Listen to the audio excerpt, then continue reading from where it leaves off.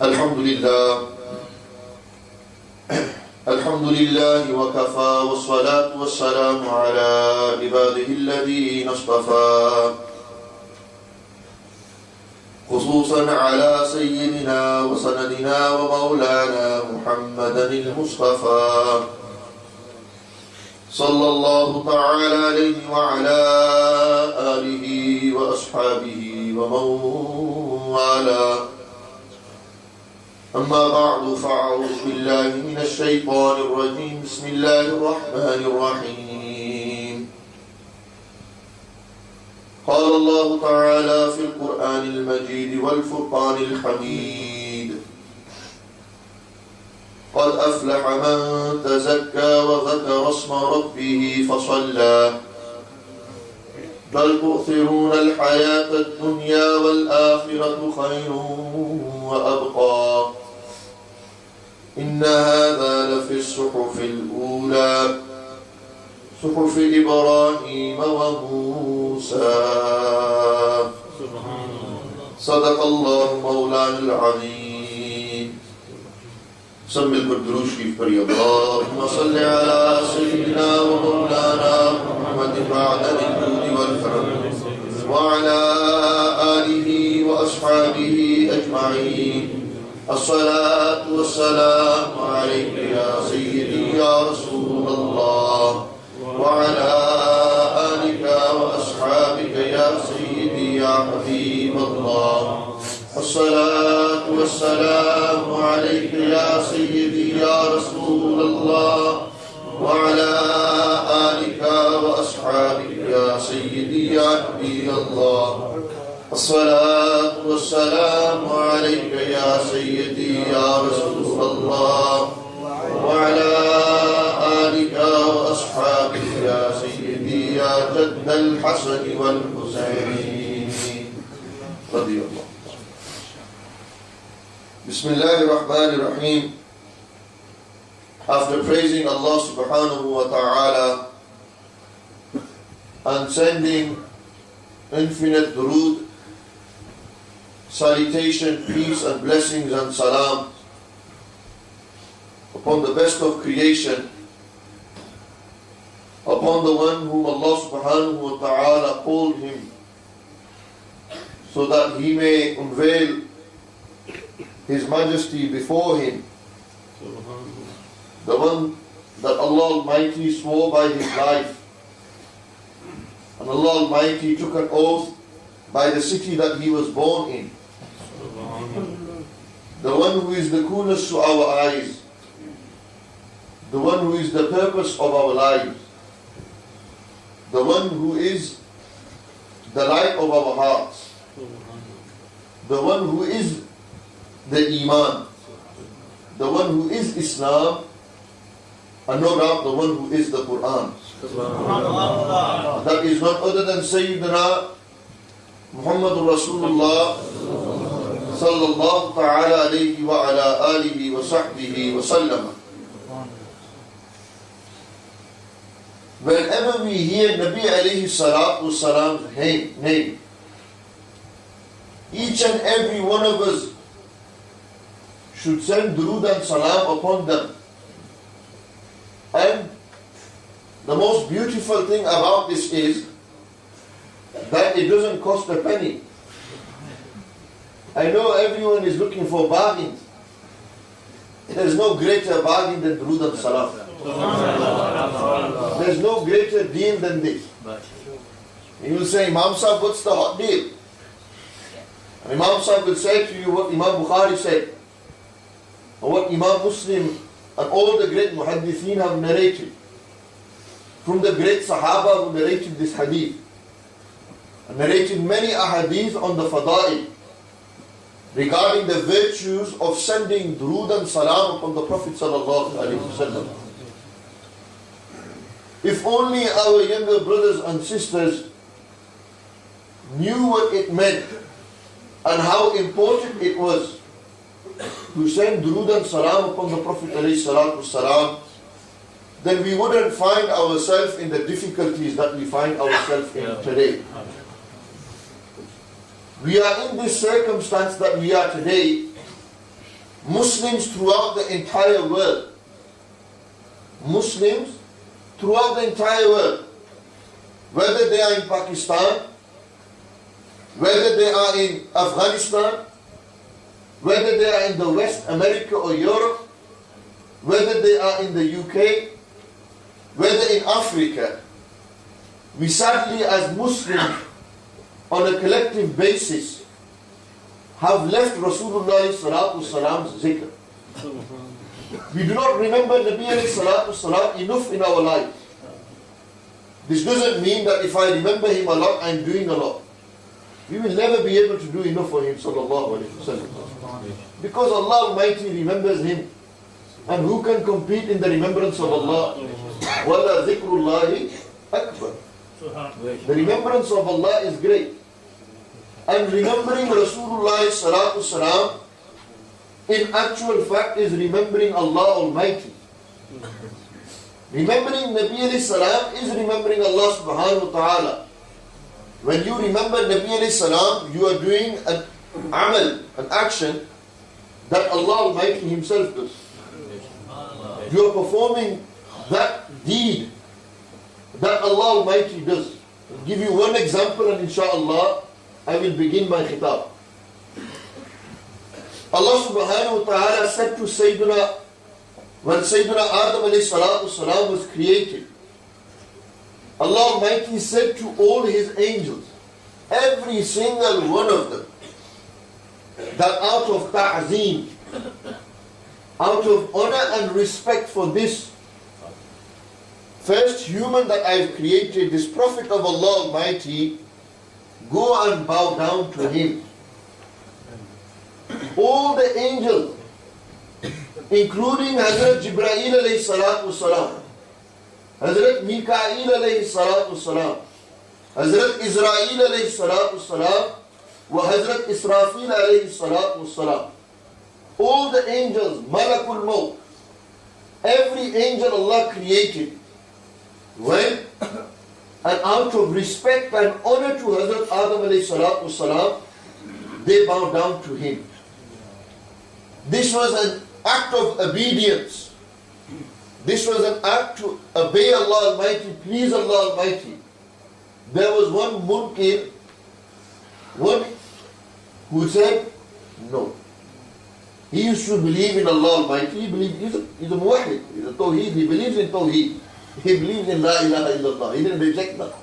What he rejected was the ta'zeem of Rasulullah sallallahu alayhi wa sallam. He rejected the ta'zeem of Hazrat Adam alayhi salatu wasalam. He didn't reject the tawheed of Allah. He accepted the tawheed of Allah. He believed in one Allah. He used to read namaz.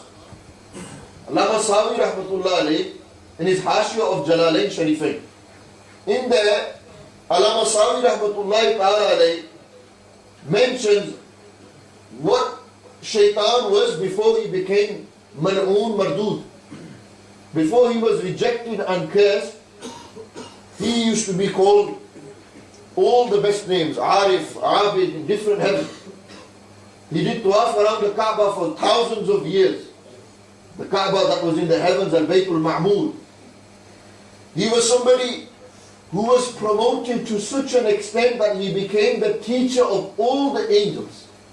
Imagine that. You have everything. You've got it all. You're the teacher of the angels, you do tawaf around the Kaaba, you got all these beautiful names, everything. You believe in Allah, you do everything. But when Allah Almighty said, all of you bow down to Adam alayhi salam, Shaitan said, I don't bow down to anyone other than Allah. He said, I can't do this. My tawheed teaches me to only worship Allah. But he didn't understand respect. He understood what worship was, but he didn't understand ta'zeem, respecting. You see, respect's a key word in our lives. How many of us look for respect? Just to get respect, we will adopt ways that go against Islam.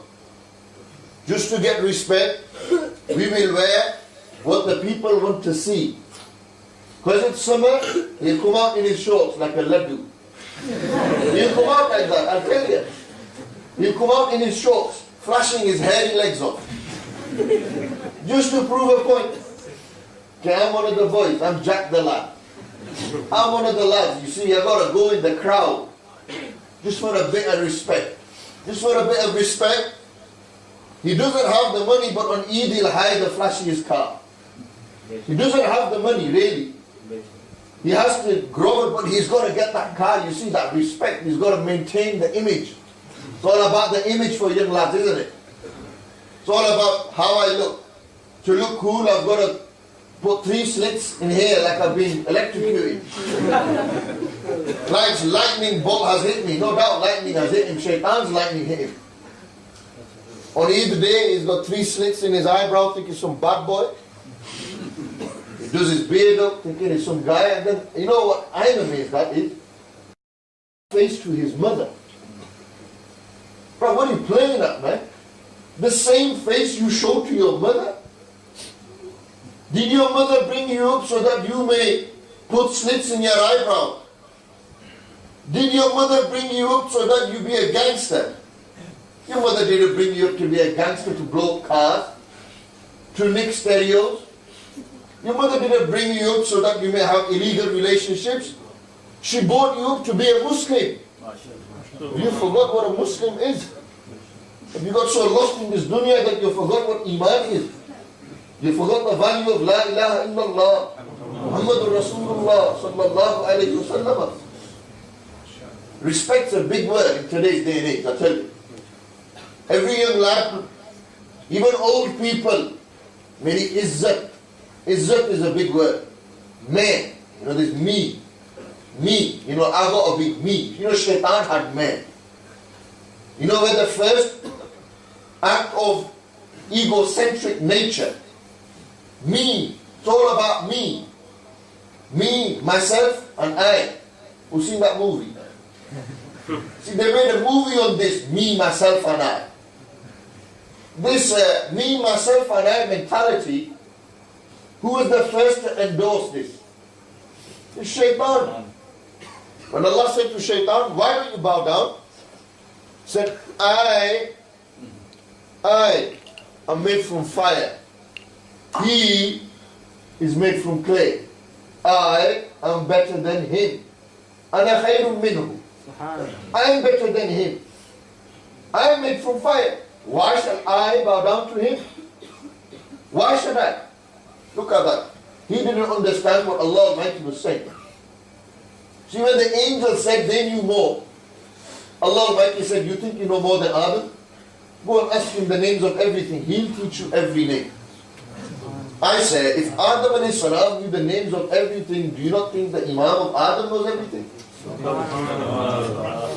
If Adam alayhi salam knows the names of everything, and if you read in Tafsir, Ad-Durr al-Manthur, all these different tafasir, the ulama here, Qurtubi Sharif, you read all of these great tafasir, these commentaries of the Quran. When you do the tafsir of this ayat, وَأَلَّمَ آدَمَ الْأَسْمَاءَ كُلَّهَا, when he told Adam the names of everything, كُلَّهَا, everything, the name of every animal, the name of every tree, everything, Allah taught him those names.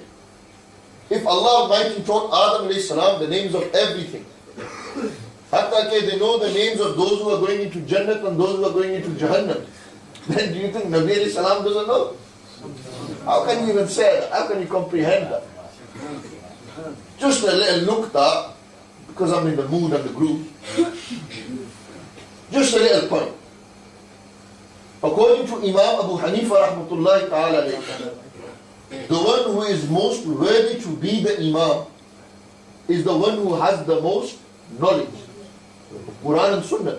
He is the one who is most worthy to be the Imam. After him, the one who has the most beautiful voice and all the conditions are listed. Quduri Sharif, Hidayah Sharif in mention. On the night of Mi'raj, Nabi alayhi salatu salam came to Masjid al-Aqsa. Allahu Akbar. Today, look what's happening in Palestine. Look what's happening in Gaza, Jerusalem. How our Palestinian brothers and sisters are being butchered by the Zionists. It's the reality. Nobody is our friend. The believers are friends of one another. إِنَّ الْمُؤْمِنِينَ إِخْوَةً We are friends of one another. You know what's the sad thing? We have this gang culture everywhere you go. I've done many lectures in my time. I'm only 22 years old. But I've done many lectures in my time. Many towns I've been to. Birmingham, I'm Khatib in Manchester, alhamdulillah, with your du'as. Many places. Everywhere I go, I always get somebody fills me in of how it is in that town. They all say there's this gang culture. Bradford West Bowling Crew versus the Oak Laners. Then the Oak Laners versus the BD9. BD9 versus BD8. Here it's BB8 versus BB9 and BB9 versus BB10. Burnley versus Nelson and Nelson versus Brierfield. Brierfield, Nelson haven't made it to the Premier League, never mind. You've never been to the Premier League, Brierfield. Inshallah, never know, one day some Arab injection might come into it, some petrol dollars and you'll be fine. Yeah. But there's gang culture. I'm in this gang and I'm in that gang. So wherever I went, I've asked, and it's a common problem. My gang, I've got a crew that I roll with. These are my boys, innit? My boys, they're never going to let me go. These boys are never going to let me go. Man, they're there for me. Brother, when you stand in that box in front of the judge, you're going down for shotting cocaine, or heroin, or skunk or weed, or you're going down for some big arson attack. You're going down for some murder, manslaughter. Brother, tell me where your boys are going to be at that time. Where are they? Are they there in the witness box with you? Are they going to defend you? You can say, bro, take the blame. I don't want to go down. It sounds funny because of the way I'm putting it, but it's the reality. You don't see it. You think you're a gangster. You're not a gangster, lad. You're not a gangster. You don't know what gangsters do. You don't know how gangsters roll. You don't know how mean they are. You think you're mean. You're a plastic gangster. You're not the real thing. You think you've got it. You don't have it. You know you made it there. You think so. You think you've got it. You think you're the thing now. Because you're in little Brierfield and you can bully some people. It's true. You think you can push them around. You got 10 men. You go to the gym. Big wow. You go to the gym. Big wow. David versus Goliath. Dawood versus Jalut. Allah Almighty talks about it in the Quran. Read how Goliath was. It's a story that's mentioned by the Christians. The story mentioned in the Quran. David versus Goliath. We've all heard of this story. As if Dawood alayhi salam was 10 times smaller than Jalut. Goliath was 10 times his size. They said that Dawood alayhi salam's armor took his entire body. That's how big his armor, that's how big Goliath's armor was. It took his full body, head to toe was filled with armor. Who defeated him? How did he defeat him? Allahu Akbar. When Allah wants to destroy someone, when Allah wants to teach you a lesson, where there was Jalut, there was Dawood. Where there was Fir'aun, there was Musa. Where there was Nimrud, there was Ibrahim alayhi salam. Allah teaches you lessons. Where you're a bad boy, there'll be someone good there to teach you. Where you think you're bad, Allah will send someone good in your life to say, Mia, that's not your way. This is not the way you should be. Khair. Shaitan, go back to the point of respect. He said, as it Imam Abu Hanifa rahmatullah alayh, that was the point where I was on. When they arrived, Rasulullah salam to Masjid al-Aqsa, Jerusalem, all the Anbiya salam are standing there. Allahu Akbar. They were standing there with their soul and with their bodies. Amazing. Wasn't Musa salam in his grave before? Now he's in the masjid. Allahu Akbar. It tells you what? It tells you that the Anbiya salam can be in 100 places at one time. Allah has opened the doors for them. It's easy for them, not hard for them. This is through what Allah gives them. Musa alayhi salam is there, Yusuf alayhi salam is there, Ibrahim alayhi salam is there. Ibrahim Khalilur Rahman, Khalilullah. Allahu Akbar. About Ibrahim alayhi salam, the one who Allah subhanahu wa ta'ala said, he is my best friend. He's my Khalil. The one who Allah tested through Ismail alayhi salam, through the fire, Nimrud. They were there. Hazrat Yusuf alayhi salam, Husn Yusuf.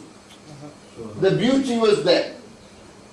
Hazrat Musa alayhi salam, Jalil Qadr Sahab, Nabi of Allah Almighty, Rasul of Allah Almighty. Powerful Nabi of Allah Almighty. They were there. Hazrat Zakaria alayhi salam, Dawood alayhi salam, Hazrat Sulaiman alayhi salam, Allahu Akbar. You know, Hazrat Sulaiman alayhi salam was given powers. You know what his powers that Allah gave him? He could control the wind. If he said to the wind, blow fast, it would blow fast. If he said slow down, it would slow down. Hazrat Sulaiman alayhi salam had control over humans and jinnat. The big army. Good story for everyone to know. Sulaiman alayhi salam is flying in the air, and in Surah Al-Namal, you know Namal? Kiri. Kiri, little ant. Chunti. Little ant. Yeah?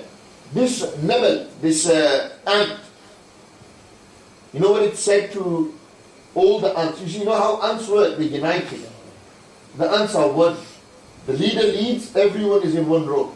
Today, when you stand in the dinner queue, stand in line, we wouldn't listen to nobody. Even if there's food, everyone runs towards it. There's no queues. Look, there's no organization amongst us. But look how clever ants are, how organized they are. The ant knew that Sulaiman alayhi salam's army is coming. It's a big army. Allahu Akbar, how does an ant know? Someone would think, how does the ant know Sulaiman alayhi salam's army coming? I believe even ants have knowledge of the unseen. Allah gives ants these knowledge of the unseen. She knew that, look, I'm going to prepare here. This army is coming. Sulaiman alayhi salam, he could hear everything. He could hear everything. 3 miles distant, he heard the ant. What is this ant saying? He said, bring the ant to me. When they spoke and conversed, Sulaiman alayhi salam said to the ant, tell me, who's the greatest in the world? Who's the best? The ant said, I am. Me. Sulaiman alayhi salam says, do you know who you're talking to? I am the Nabi of Allah. Allah's given me these powers. The ant said, shall I tell you why I'm the best? You're the Nabi of Allah and I'm standing in your hand. I am standing in your hand. You're the Nabi of Allah, no doubt. But how great is my muqaddar and maqam? That I am standing in the hand of a Nabi of Allah. 3 months, 3 miles distance, Sulaiman alayhi salam heard. If Hazrat Sulaiman alayhi salam, a Nabi of Allah, could hear from 3 miles away, then do you not think the Imam of Sulaiman alayhi salam could hear from thousands of miles away? If I say as-salatu was-salamu alaykum, Ya Rasulullah, do you think they can't hear me? Of course they can. If Hazrat Sulaiman alayhi salam can hear, then Nabi alayhi salam is greater than Hazrat Sulaiman alayhi salam. They all Anbiya were there. Now, Jamaat time has come. Who's going to lead the prayer? Everyone has a good argument. I am the Khalil. I am Najib. I am the chosen. I am this. All, I have got the beauty. I have got the control, the power. But Hazrat Jibreel said, Ya Rasulullah, you are the one who will lead them. And Imam Abu Hanifa said, the one who has the most knowledge will lead. Nabi alayhi salam has the most knowledge, that's why they led. If you go by the condition of voice, nobody had a voice like Nabi alayhi salam's voice. If you go by the condition of Husn and Jamal, nobody had the Husn of Rasulullah alayhi salatu wasalam. Any condition you put forward, Nabi alayhi salam superseded all the Anbiya alayhi salam. This is why when Allah subhanahu wa ta'ala taught Adam alayhi salam all the names, Shaitan, he said, look, I'm not going to bow down to him. I'm better than him. I am better than him. Shaitan was somebody who disobeyed Allah Almighty not because he believed in Tawheed, because he read namaz, because he looked good, not because he disrespected a Nabi of Allah. That's why he became mal'oon mardud. Today, my question to you is, those who disrespect Nabi alayhi salam, what is going to be their heart? If for disrespecting Adam alayhi salam, he became mardud, mal'oon, rejected, cursed, going to the hellfire, then the one who is Gustaf of Sayyidul Anbiya wal Mursaleen, I would let you think what his maqam would be, where he would be. Disrespecting Nabi alayhi salam. The point I was going to make on Durood Sharif, which is taking me half an hour to make, because I'm elaborating. Allah Almighty commanded all the angels to bow down to Adam alayhi salam, but Allah Almighty didn't bow down to Adam. Allah said to the angels, bow down to Adam, but Allah Almighty didn't. Fast forward to Nabi alayhi salam's time.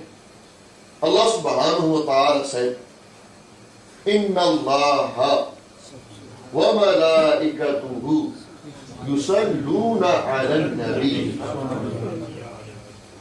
Allah Almighty said, O angels, bow down to Adam, but I don't bow down. You are doing ta'zim to Adam, all of you bow down to him. You know why they bow down? You want to know? Because they seen something in Adam alayhi salam. They seen something, the truth in that. You know what that truth was? It was the light, Batore Amanat. No, the light, the noor, that was gifted to Adam alayhi salam. And that would be in the sulb of Adam alayhi salatu salam, in the loins of Adam alayhi salam.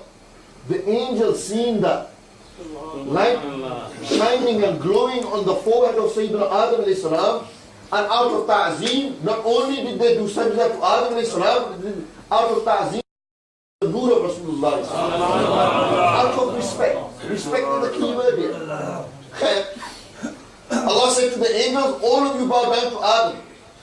When it came to the zikr of Rasulullah salatu salam, when it came to Nabi alayhi salam's remembrance, to remember him, Allah didn't say, indeed I and my angels. Allah didn't say, indeed the merciful and his angels. Allah didn't say that. You know what Allah Almighty said? Allah subhanahu wa ta'ala said, Inna Allaha. Indeed Allah. Allah took his own name. He used his own name and said, indeed Allah and his angels. Indeed Allah. Whose angels? Allah's angels. Every angel is Allah Almighty. Indeed Allah and his angels, they send what? Durood and salam upon the Prophet sallallahu alaihi wasallam. If Allah Almighty and his angels send it, then Allah Almighty is the most merciful, He is generous, He is kind, He is latifun. He is generous to His servants. Allah subhanahu wa ta'ala said, after mentioning that He sends durood and salam, His angels send durood and salam, Allah Almighty said, Ya ayyuhalladhina amanu sallu alayhi wa sallimu taslima. Allahumma salli ala Sayyidina.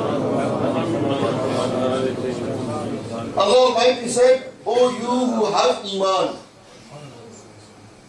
O you who possess iman, when you hear my Habib's name, sallu alayhi, send salat upon him, send praise upon him, send salat upon him, and send salam upon him.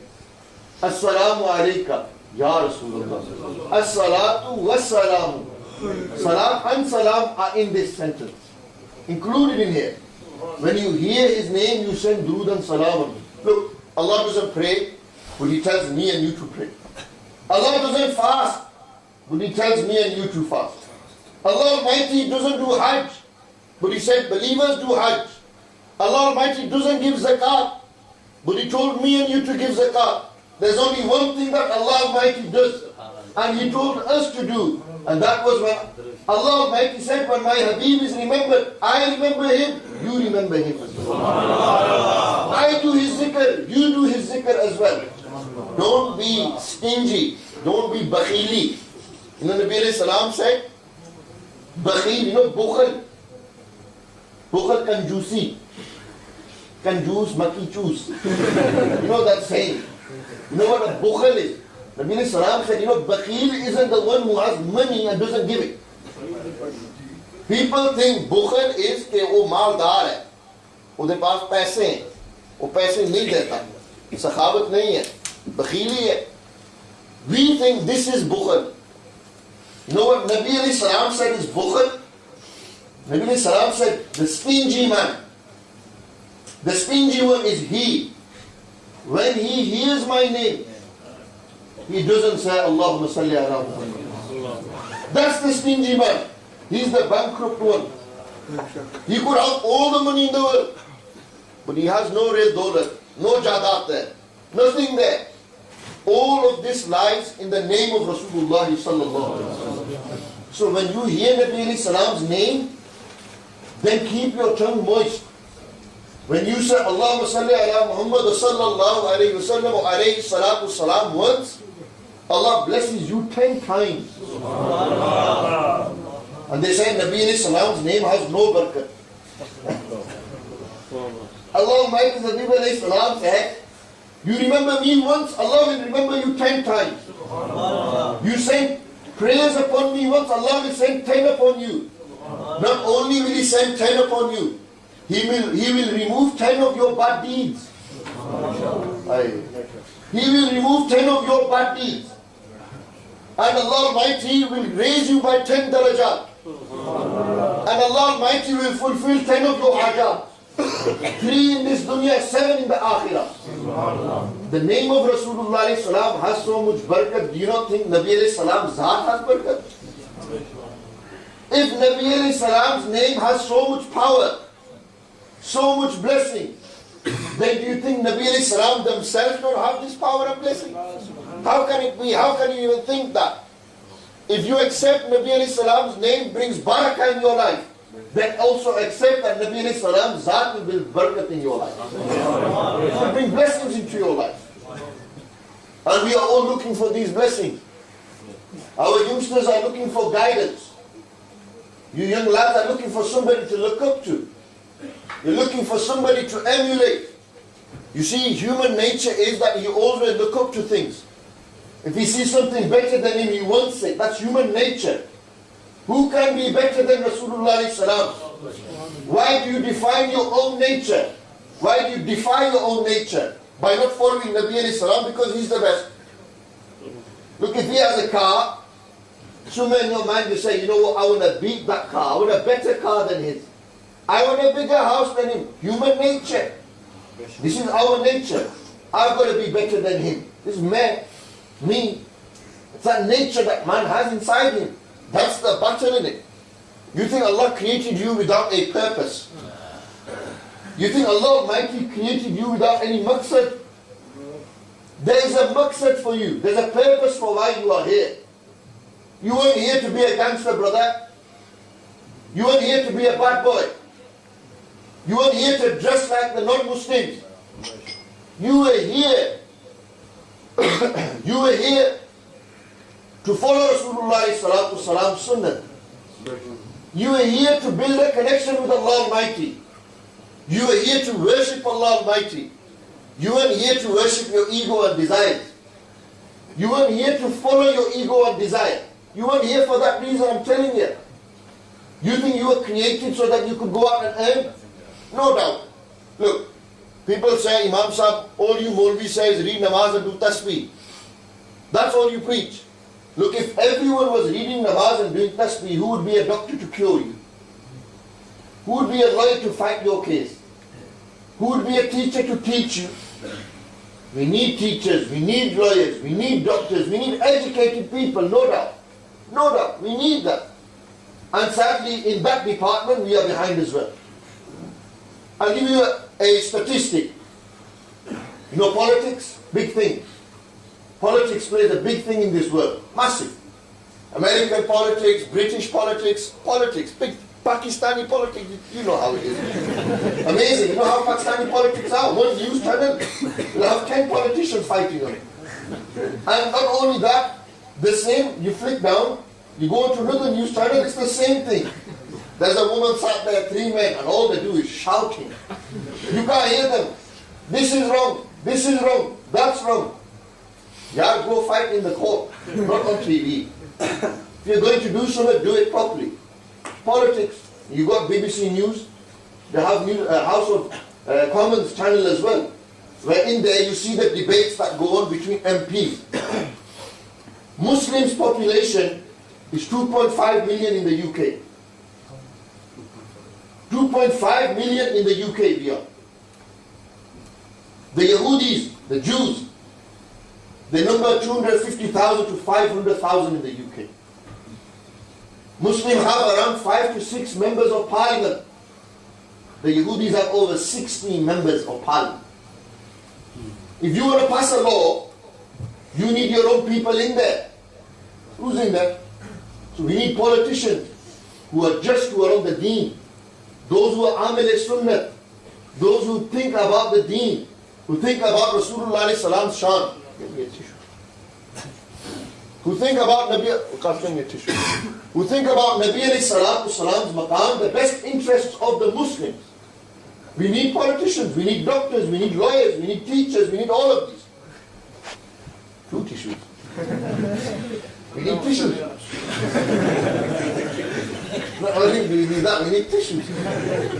Alhamdulillah. We need these things. So nobody says that to become a Sufi, Basafa, Arif Billah, that's it, leave the whole dunya. Imam Abu Hanifa rahmatullah alayhi, Imam Azam, the great Imam of fiqh, who told us about the deen.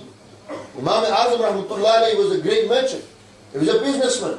Nabi alayhi salatu wasalam themselves used to do business. They would go on trading caravan journeys. This teaches us that Nabi alayhi salatu wasalam used to work.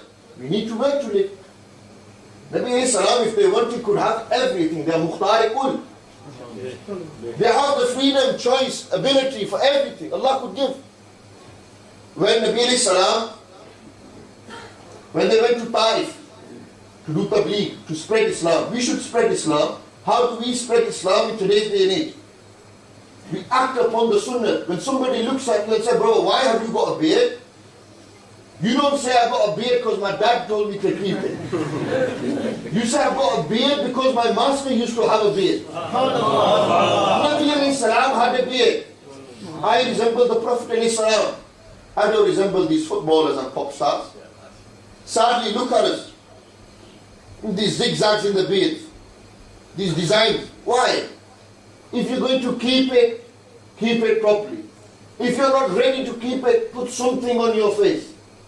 You know what's the difference between you and a non-Muslim? Look, Sikhs have the same color as us. More or less we are from the same land, India, Pakistan, Hindus. If I was to put one of our lads and a young Sikh lad there, he's shaved, he's shaved. How could you tell the difference? Don't worry about the Qara and all that. How would you tell the difference? You couldn't. You think he's a Muslim. Many times I gave salam, he goes, Paji ki haal hai? I gave him salam, he goes, Paji ki haal hai? Khair, theek ho. How do I know who he is? But he knows I am a Muslim. You see, those who keep very long beards. Very long beards. No doubt, keeping a long beard, Abdullah bin Umar, radiyallahu ta'ala. Those who keep their moustache really big. Sikhs have big moustaches, long beards. How do we differentiate our beards from them? Nabi alayhi salam said, when you keep a beard, keep it clean. Smart, it looks good. There are some people who are Muslim, but their beards all over the place. MashaAllah. So who are we following? Who do we look up to? Nabi alayhi salam went to Taif.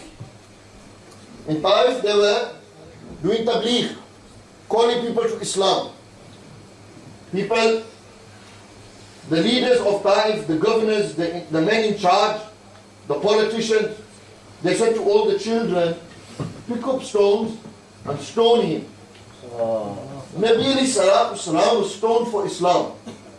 to spread this deen. What have you ever done for Islam? Tell me, what have you done for Islam? Tomorrow, on the day of Qiyamah, what if Nabi alayhi salam said, when you was alive, there were people who disrespected me, who dishonored me.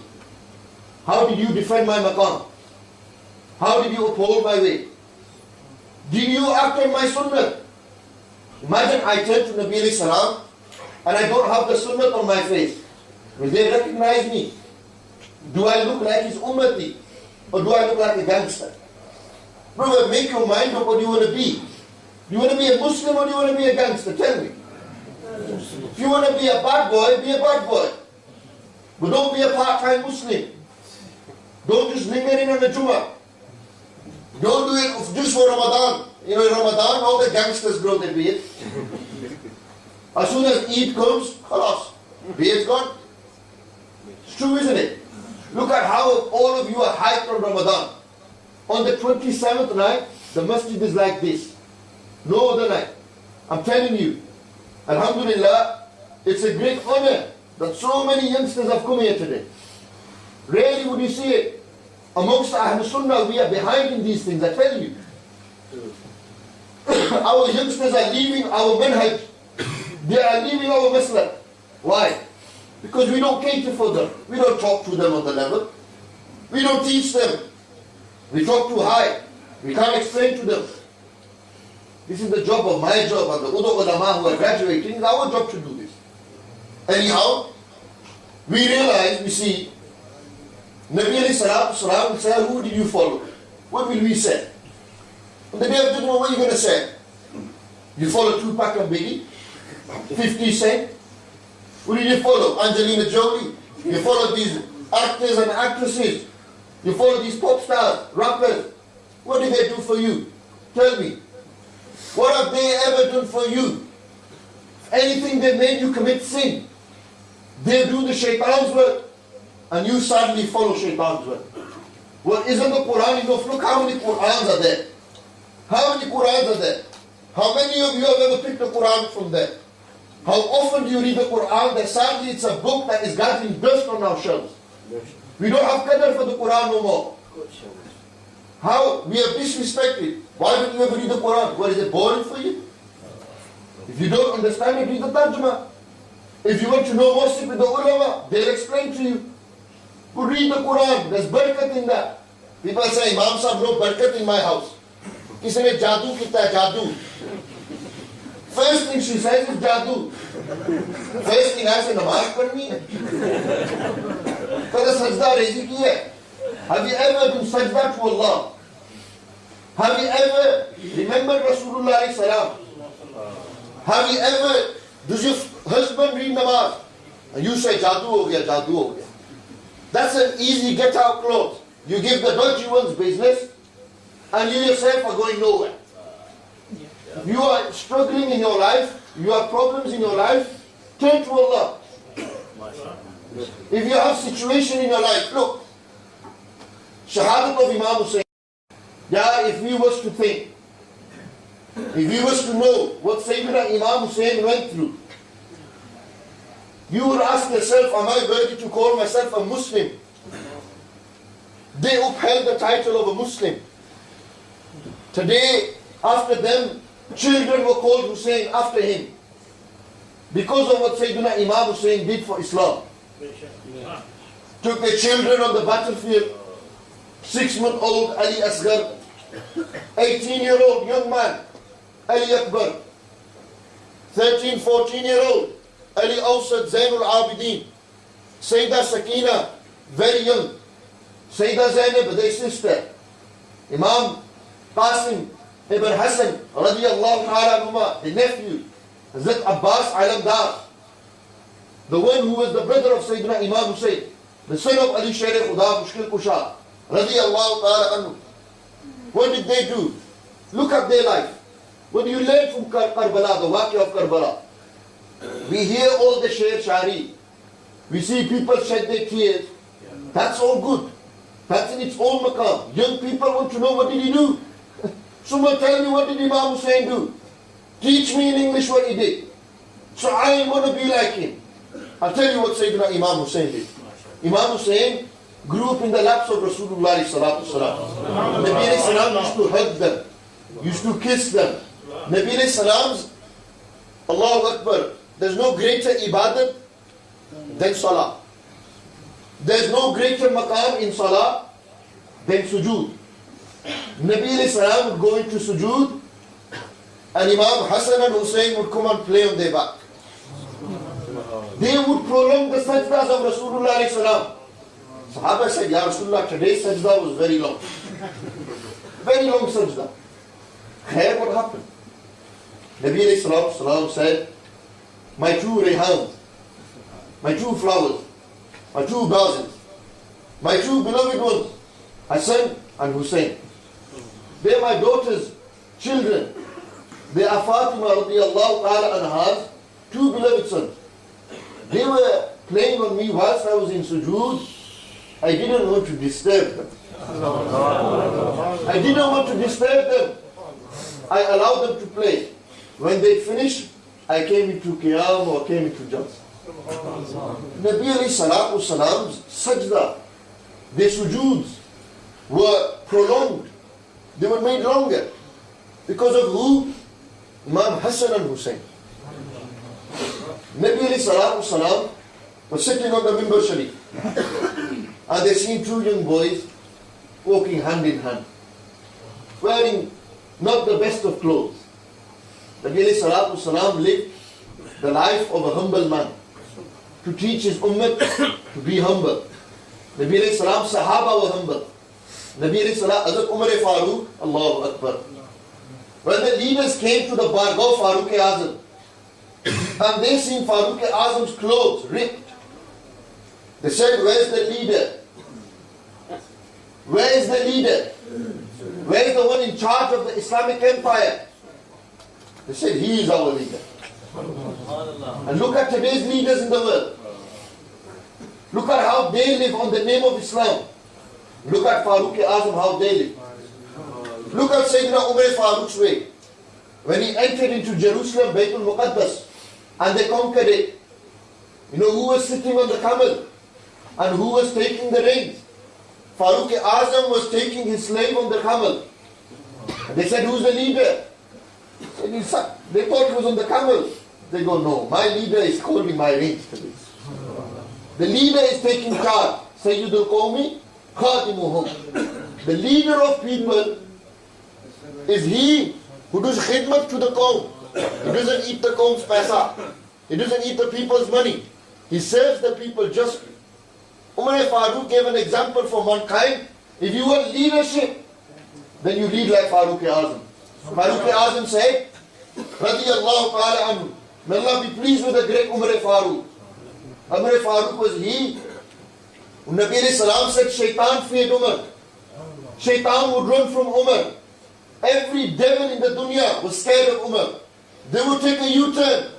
They would never want to compete with Farooq-e-Azam. And every angel in the heavens respects Umar Farooq. It's the Asim of Farooq-e-Azam. Farooq-e-Azam said, Radiyallahu ta'ala anhu, they said if a donkey was to die on the riverbank out of thirst, on Qiyamah I would worry Farooq-e-Azam would be reliable for that. He would be held accountable for it. Because Farooq-e-Azam didn't give this donkey water. Today look at how we lead. Whether it's in a masjid, whether it's in politics, whichever way, we do not lead like Rasulullah sallam led. We do not lead like the Sahaba led. We should lead our lives like them. We should be an example of them. Hazrat Farooq-e-Azam radiyallahu ta'ala anhu, humbleness, humility. That Imam Hassan and Hussein are walking. Nabi alayhi salatu salam is on the Mimbar Sharif. Nabi alayhi salatu salam seeing Imam Hassan and Hussein, these young boys walking hand in hand. They come off the Mimbar Sharif during the khutbah. They pick Imam Hassan and Hussein. They put them on their lap and they carry on their khutbah. Look at how much love Nabi alayhi salam. Khutbah is a rukn of Jum'ah. It's a condition of Jum'ah. Khutbah is stopped because of Hassan and Hussein. Sujood are prolonged because of Hassan and Hussein. Nabi alayhi salam said, Hassan and Hussein, they are the leaders of Jannat. What is going to be of that person and that army that fights a leader of Jannat?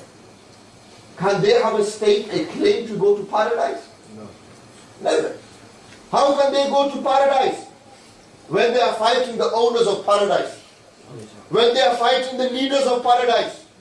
They are fighting the ones whose grandfather had the keys to paradise. How can they be in paradise with? They can't be. There's only one truth that stood on Karbala, and that was the truth that Sayyidina Imam Hussein stood for. That was the only right. Imam Hussein radiallahu anh lived their entire life with Nabi alayhi salatu salam. When they grew up, Nabi alayhi salam left this dunya, they were only 6-7 years old, very young age. They grew up in the hands of Farooq-e-Azam. They grew up in the hands of the great Siddiq Akbar. They seen Hazrat Usman being martyred. They seen their own father Sher Khuda being martyred. They seen all of this. Imam Hussein knew they were going to go and die in Karbala. They knew they were going to pass away there. They were going to be killed there. They knew the year they were going to. Tabrani Sharif, the news, Nabi alayhi salam said, this son of mine, Hussein ibn Ali, will pass away at the beginning of the 60s. Sana 16. Beginning of the 60s. Sayyidina Imam Hussein radiallahu anh will pass away. Imam Hussein radiallahu anh knew all this. Imam Hussein seen all of this. But they stood there. Do you not think Imam Hussein, if he wanted, could have destroyed them with a dua? Do you not think, as a Mushkil Kusha, Sher Khuda could have done? Of course they could. They wanted, they could have. But Nabi alayhi salam was teaching us a lesson.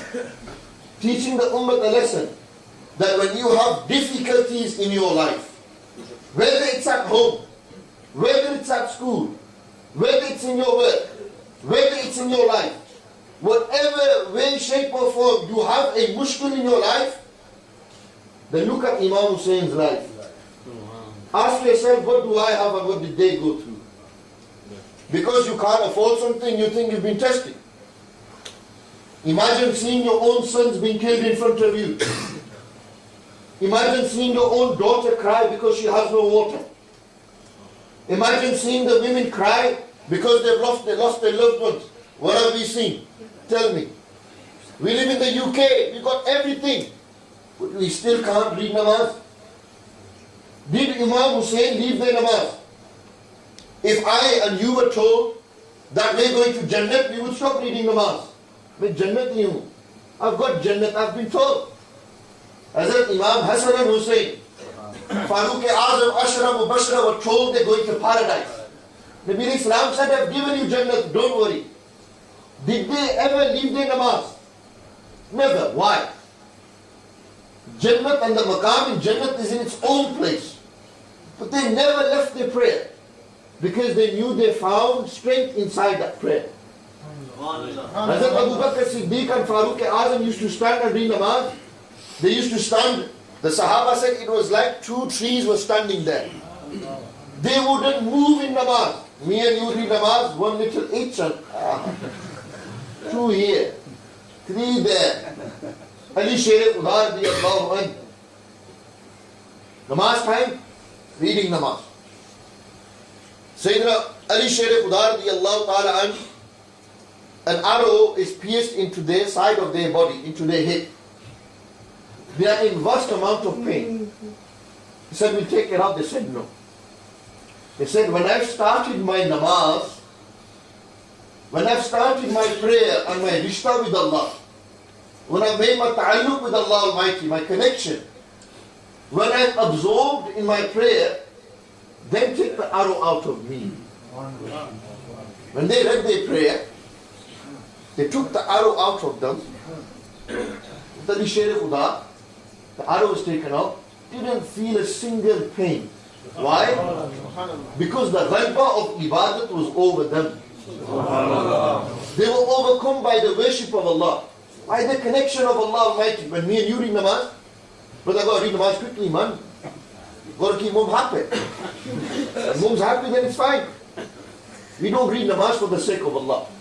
Imam Hussein on Karbala, before they were martyred, before their head was chopped, severed from their body, and placed on that spear, and then it was paraded, Sayyidina Imam Hussein ibn Ali radiyallahu ta'ala anhuma said to that army, he said, let me read my salah.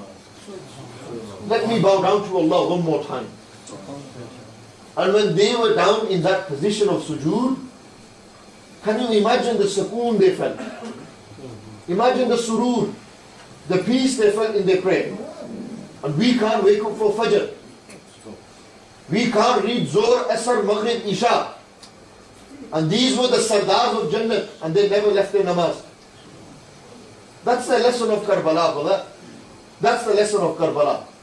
That you don't miss your namaz in no circumstance. If it's raining, if it's snowing, if it's sunshine, if you're traveling, if you're resident, if you can't stand, you sit down, but you don't miss your namaz. If you can't sit down and read namaz, you lay down, don't miss your namaz. If you can't lay down and you can't move your body, then you do ishara with your finger, but don't miss your namaz. You can't miss your namaz. No condition, no exception.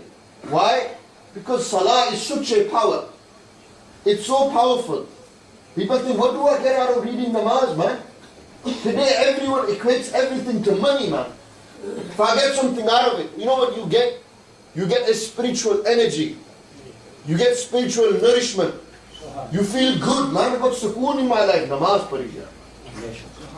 Today you have sukoon in your life. Today you have mushkilat in your life because you don't read namaz. Turn to Allah subhanahu wa ta'ala. Follow Nabi alayhi salam sunnah. Why have you left Nabi alayhi salam sunnah?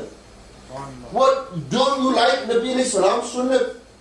Why do you say with your tongue he's the best, but you can't do it in your actions? Why with your tongue do you say he's the greatest, there's no one better than him? Why can't you act like him then? Why can't we behave like him? What are Nabi alayhi salam not good enough for us? Do we find something that's wrong in Nabi alayhi salam? Everyone will say there's nothing wrong with him. If you are looking for the best role model that has no problems, nothing inside them, then look at Nabi alayhi salatu wasalam and follow them. Allah said in the Quran, لَقَدْ كَانَ لَكُمْ فِي رَسُولِ اللَّهِ أُسْوَةٌ حَسَنَةٌ. No doubt you find in the messenger of Allah the best role model, man, the best example, best person to follow. If you want to be the best in this dunya, follow Nabi alayhi salatu wasalam. If you want to be the best in the akhirah, follow Nabi alayhi salatu wasalam. Don't leave Nabi alayhi salam's way. And we are in where we are today because we have left the Quran and Sunnah. Brothers, we've adopted gangster mentality, thug life mentality. We've adopted the movies. We live in fantasy thinking I'm going to get this and I'm going to get that. How many of the things that you do in your life, in your day, do you do it for Allah Almighty? What do you do for Allah Almighty? Say, tell me. Can you say today I did this only for Allah's Raza? How can, what are we doing, man? Tell me. Everything we do it for ourselves. Allah said in the Quran, فَلَا تَتَّبِئِ الْهَوَىٰ وَيُدِلُّكَ عَنْ سَبِيلِ اللَّهِ. Don't follow your desire. Don't follow your ego. Don't follow your lusts. It will misguide you from the path of Allah. You are on the way of Allah Almighty. Don't be misguided from the way of Allah. Stay firm on the way of Allah. Tests will come to you. Qadi Sahab Rahmatullahi Ta'ala alayhi, in their speech on Waqia Karbala, they begin with an ayat of the Quran. And this ayat is relevant to all time. أَحَسِبَ النَّاسُ أَن يُتْرَكُوا أَن يَقُولُوا آمَنَّا وَهُمْ لَا يُفْتَنُونَ. Allah Almighty said in the Quran, do you think that you're going to say Amanna, we believe in Allah, and you're going to leave everything, all your desires, all your things, and Allah's not going to test you? Allah's going to test you. Because Allah wants to see, are you true in what you are saying? Do you really mean it? Or are you showing people? Do you really want to do it? Or are you growing the beard so Imam Sahib says, MashaAllah, achhi dari? Are you doing it for dikawa? Or are you doing it for the raza of Allah? Allah will test you now. He's going to put who comes on the deen is tested. My own life, I began at 15 years old. Brother, we were born in the street, we knew how it was. Well, you think we didn't know? We grew up, we seen the cars, we've seen it all. I didn't choose it. It doesn't please me. Time and time again, Shaitan has said, go for it, lad. You can do it. You can't be the Al Capone. He said it. But I said to myself, look, this is not me. Allah didn't create us for this. If I, British born, 22-year-old, nobody, wallahi nobody. My father is not an alama. My mother is not a scholar, nothing. From a Siddi Saadi family, as they say. Simple. If I'm from Mirpur, if you want to know. I'm a Mirpuri as well. If you want to know what gaon I'm from, Kharik Badal. That's the gaon that I'm from. Siddha Sada background, nothing flash, no maldar, no money, nothing. If my mother could help me to get where I am today, I'm sure your mothers would want to see you here today as well. Tell me if your mother, how proud would your mother be seeing you sat here today? Don't you think she would be proud? Don't you think it would bring coolness to her eyes? How sad would your mother be if she's seen you in the local newspaper for gang crime? Do you think she's going to cry? Your mums mean so much to you. Somebody swears at your mother, you'll beat them up. You'll chop their head off. If they swear at your mother, it harms you. Don't you think what you do harms your mother? Don't you think your mother feels what you do? You forget, man. This is munafiqat inside us, hypocrisy. We need to kill this. We need to become true soldiers, true men. Not verbal. If you're going to do it properly, as they say. Don't be half-hearted. If you're going to go and pull someone, you do it properly. You'll put all your life into it. So when you go on the deen, put your life into it. This is why Fudail ibn Iyad, Allahu Akbar. The greatest lessons you learn from the life of the awliya Allah. Fudail ibn Iyad, Ustad of Bishr Hafi. Rahmatullahi ta'ala alayhi. Bishr Hafi. If I began on Bishr Hafi, we would be here all night. Hazrat Bishr Hafi was a guy, he was a man, great man of Allah, who used to drink. He had a bad habit of drinking alcohol. Today Muslims drink alcohol. It's a reality. Bishr ibn al-Harith al-Hafi. This man of Allah Almighty, one day was drunk one night. He left his gathering, where all his friends were there drinking. Today, our lads go into nightclubs. Our lads do these things. It was there Bishr Hafi rahmatullahi ta'ala alayhi, walking home, and Sayyidina Bishr radiyallahu ta'ala anhu, they seen a paper. Written on it was the name Bismillahir Rahmanir Rahim. With the name of Allah Almighty I begin. Allah Almighty's name I begin with. The most merciful, the most compassionate. Bishr Hafi seen this, drunk. He said, this name can't be on the floor. How can this name be on the floor? This is the name of Allah Almighty. Allah Almighty's name is the Most High. Hazrat Bishr Hafi rahmatullahi ta'ala alayhi picked it up. They went home, they got some perfume. They perfume cleaned the name. They put it on a high place at night. They went to sleep. They had a dream. In that dream, a voice came and said, Ya Bishr, or Bishr Hafi, today you purified and cleaned my name. You lifted my name from the ground and put it high. When you wake up, your name will be purified. I will purify your name. I will lift your name high. Bishr Hafi rahmatullah alayhi was what before? And what did Bishr Hafi become? Allahu Akbar. His teacher now, Fudail ibn Iyad, who was the student of Imam Asim, was also the Ustad of Sayyidina Imam Shafi'i, radiyallahu ta'ala. As Fudail said, إِذَا أَحَبَّ اللَّهُ عَبْدًا فَأَكْثَرَ غَمَّهُ. When Allah loves His slave, Allah increases the gham in his life. Allah tests him more.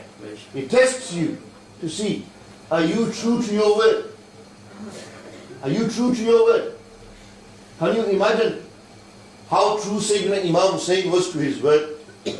Allah Almighty in the Quran said, إِنَّ اللَّهَ اشْتَرَى مِنَ الْمُؤْمِنِينَ أَنفُسَهُمْ وَأَمْوَالَهُمْ بِأَنَّ لَهُمُ الْجَنَّةِ.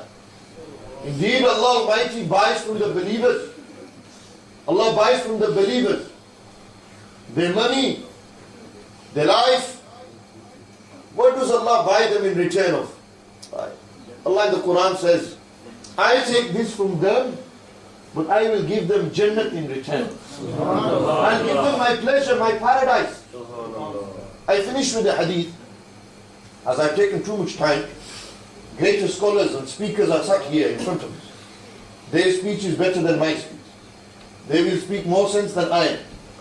Therefore, I don't want to take their time. Isha Salah is coming as well. Sayyidina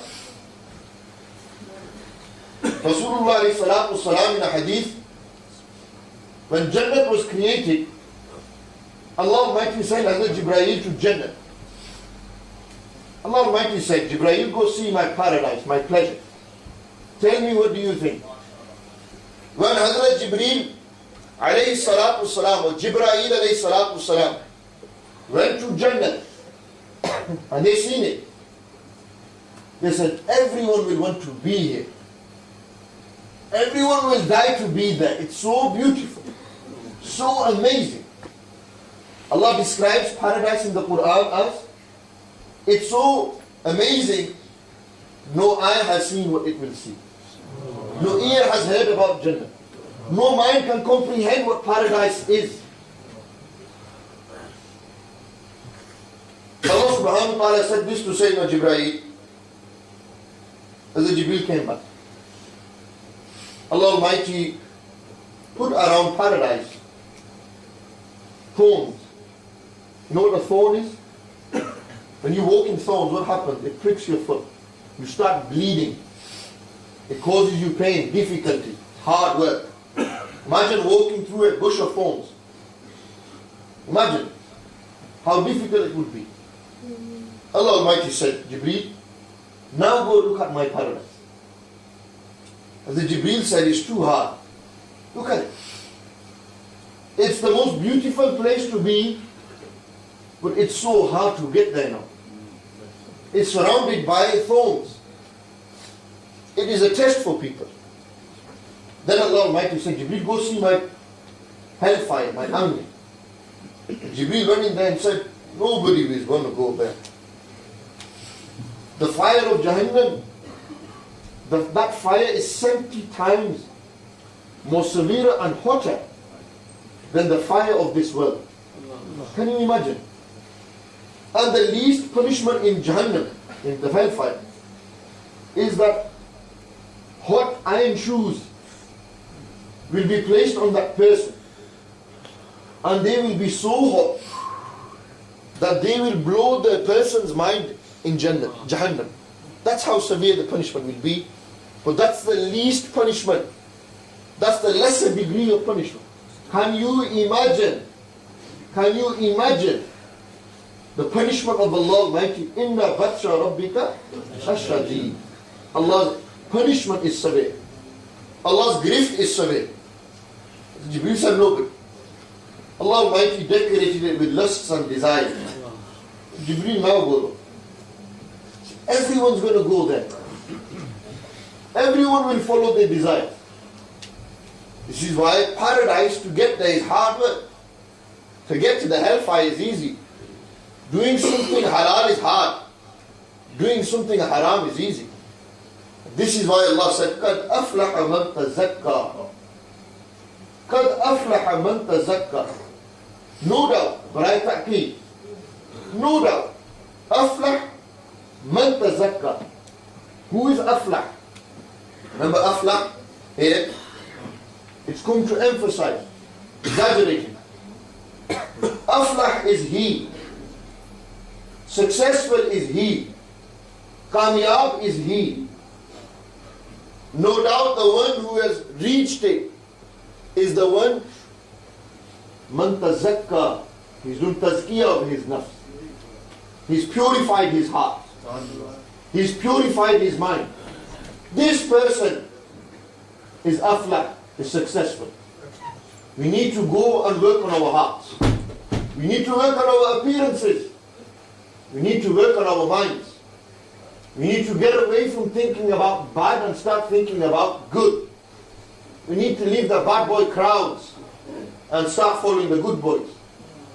People that will take you to Jannah, not people that will take you to Jahannam.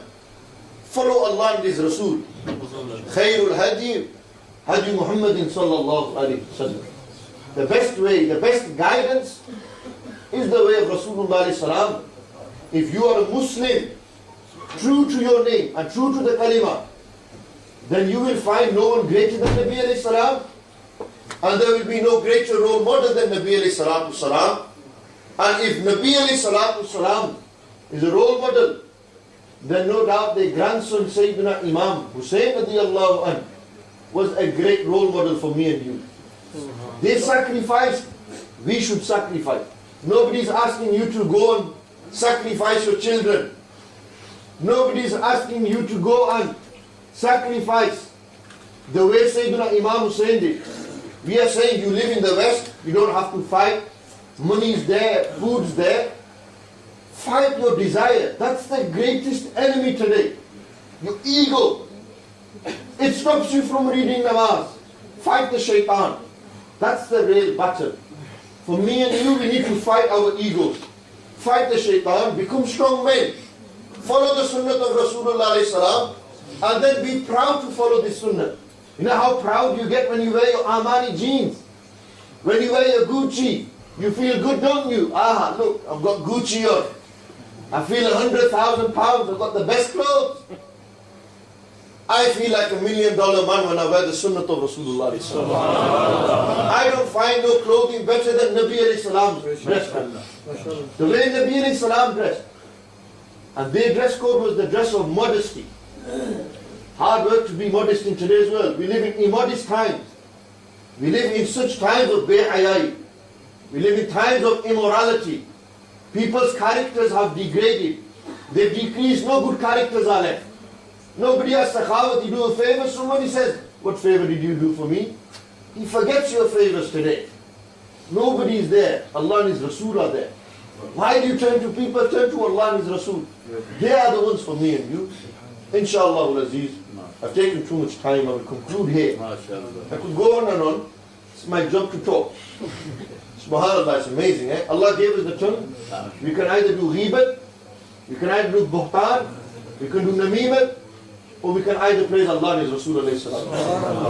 And the tongue was created to praise Allah Almighty and Nabi alayhi salatu salam. And we should praise Nabi alayhi salatu salam and Allah subhanahu wa ta'ala. Keep these points that I make in mind. Allah Almighty give us all tawfiq to act upon what I said. Allah forgive me if I've said anything wrong. All wrong is from me, all good is from Allah and His Habib. Allah subhanahu wa ta'ala accept our Nazrani Aqidah, these hadiyat that we are presenting to Hazrat Imam Hussein radiyallahu anhu. Allah Almighty make our children, our men like Sayyidina Imam Hussein.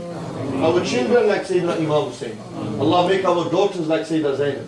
Allah Almighty make our daughters like Sayyidah Fatima Zahra radiyallahu ta'ala anhum ajma'in.